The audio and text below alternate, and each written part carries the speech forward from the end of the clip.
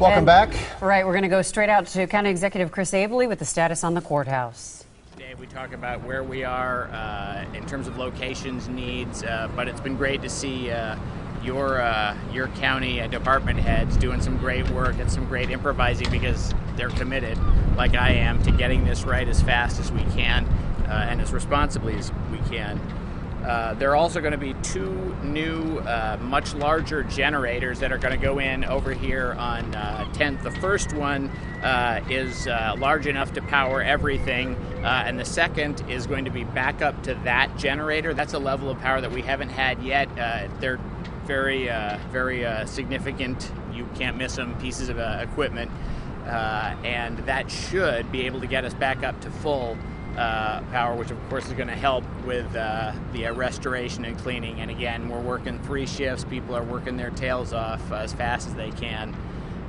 We're still hoping to get the courthouse open, at least parts of it, by next week. Feel reasonably good about that, but no promises. We're still not going to take any risks. And again, we'll keep you updated. Already, though, a lot of service has been restored, at least to some level. Everything from the Register of Deeds to family care, opening up offices, in whether it's COGS or city campus. You have a lot of departments that are making sure that they're still going to be able to do the work they do. Again, it's not at full capacity yet, but everybody is working as hard as they can to get there as soon as possible. And yeah, if you have questions, technical questions about the transformers and how that works, Gary's your guy on that. I know there's some power outages in the safety building today, on and off. How did that set you guys back, and how are you dealing with that now? I'll answer that. My name is Gary Wazak. I'm the interim facilities director, WASZAK. The outage was due to the opening in the morning and the larger surge or demand for power, mostly due to the elevators. That's part of what was planned as far as bringing in the larger generators. As the county exec mentioned, the safety building, it's currently on a 850 kW generator, and the backup being brought in, let me rephrase that, the replacement being brought in is a 1500, and we'll also have a 1200 set as a in-place backup, so that if there is that kind of a surge in demand, that it flips over. So there's a little bit of upsizing and backup going in place. The fact of the matter is, from moment one, all those resources, all those assets can't be in place, and Piper Electric has been phenomenal in trying to stay ahead, and if it wasn't for them, we'd have had many more of those kind of outages and questions of why did something like that occur. They've been extremely cooperative and informational for me and the rest of the staff. The courthouse is currently on a 1,000 kW, and we have another 1,000 kW coming again as a backup. And when I say backups, they're going to be in place so that should there be a mechanical failure on the primary backup, it goes to the secondary backup. There's also a couple smaller generators, one for courthouse life safety, which is the fire pump, the elevators and things like that. So we are trying to determine and again assess on a minute by minute, sometimes basis, what our conditions are, and then trying to stay ahead of that so that again we can offer some continuity to courts and some of the other operations that are in the complex.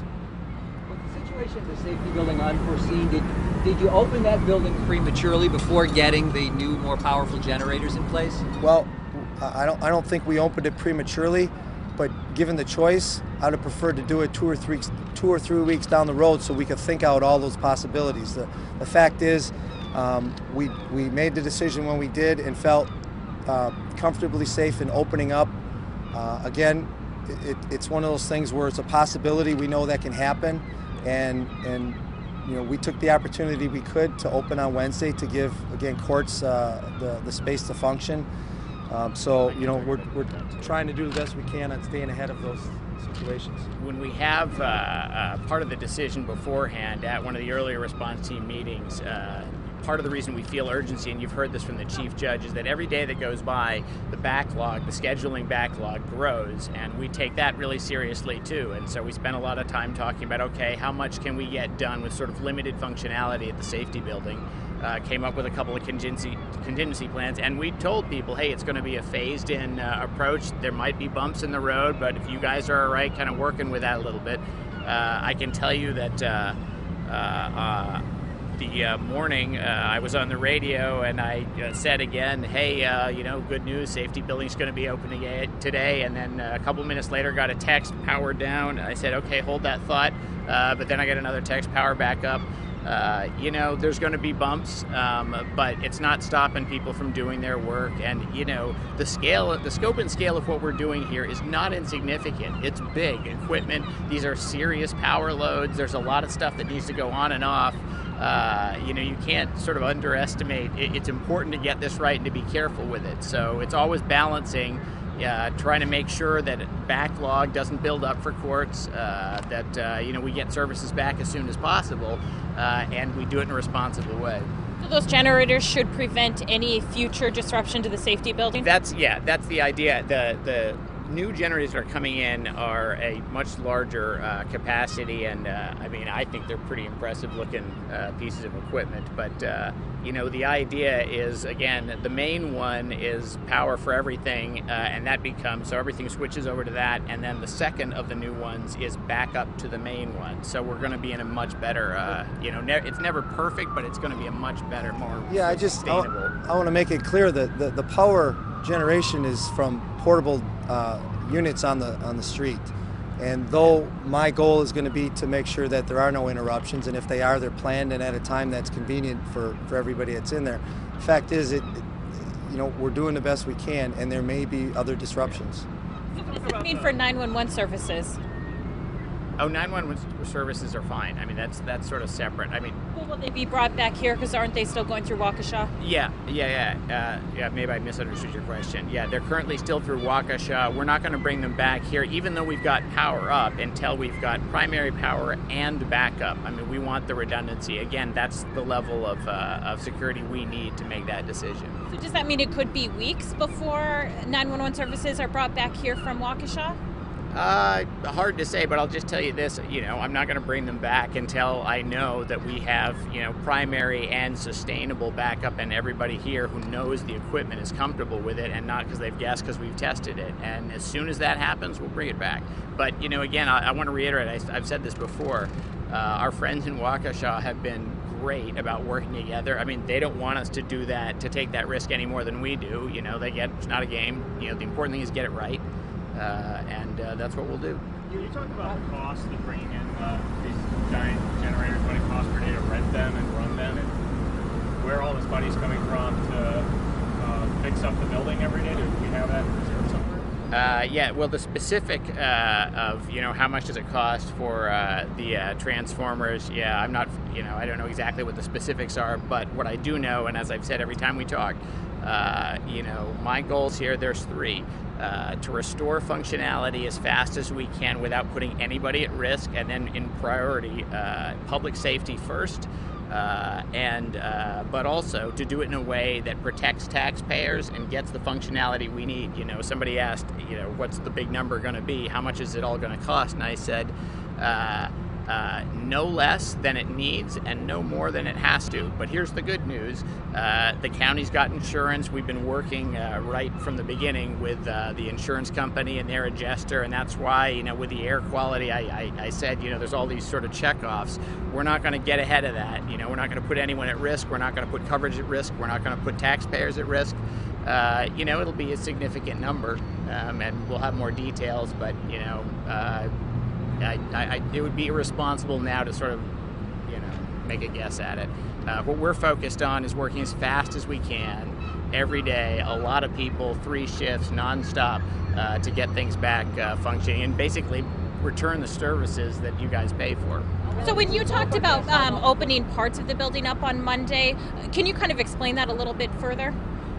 Yeah, sure. Again, when we put together our response team and we talked about which functions are where, by priority, where are the backlogs we're most concerned about in service, what can be transferred out, what can't, we came up with an order that made most sense. And let's see, we're, was it 6, 7, 5, 5, 6? I got that. It's a 4, 5, floors 4, 5, and 6 and 7. Right. It's Or partially 5, 6, based 7, on the and air handling units and how it's divided up in the building.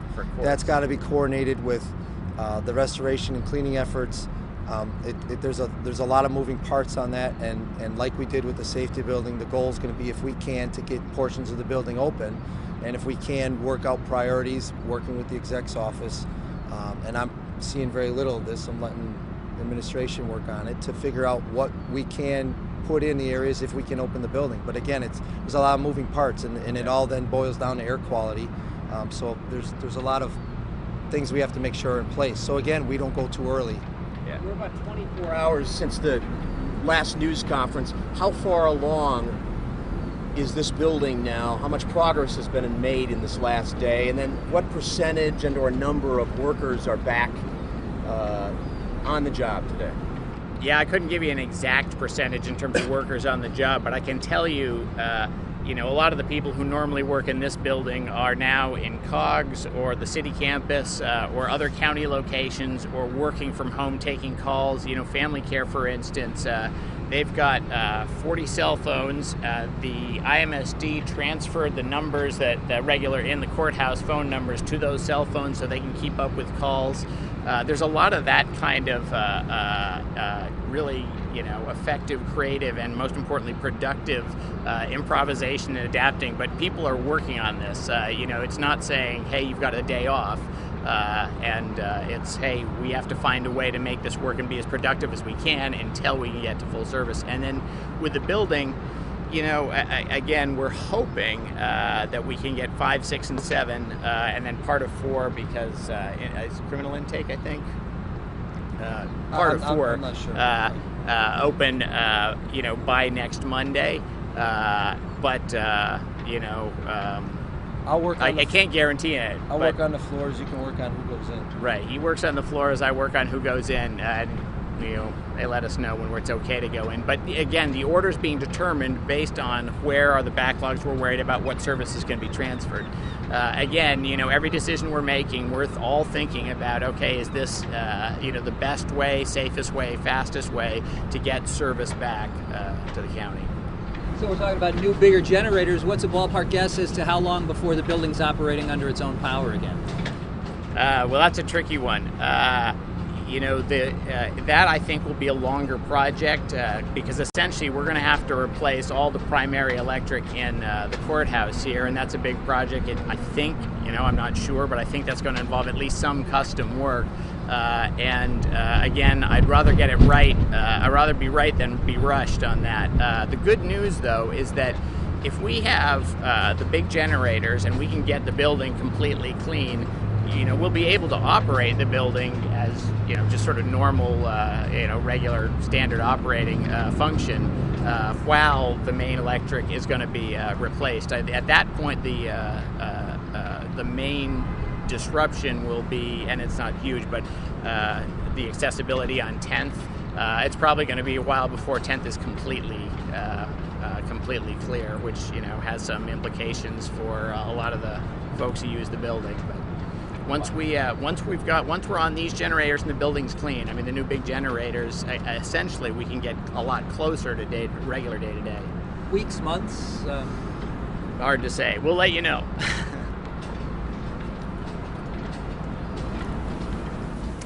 And this is a news conference we've been following here with the County Executive Chris Abele. He feels, and I'm going to quote him here, quote, reasonably good, but no promises that parts of the courthouse will reopen next week. Yeah, they're going to get the ones that are essential up and running first. They're bringing in bigger and better generators, and then they have a backup to those generators, so they don't want to have the same problem that happened at the safety building this morning when there was just too much going into the generator Right. and they lost power. And the one thing he said that he can't answer right now is when a permanent power system will be installed in the courthouse. It's going to be a lot of work. That's going to take some time, some money, and some work. All right, we're going to step away for a break. We'll be back in a moment.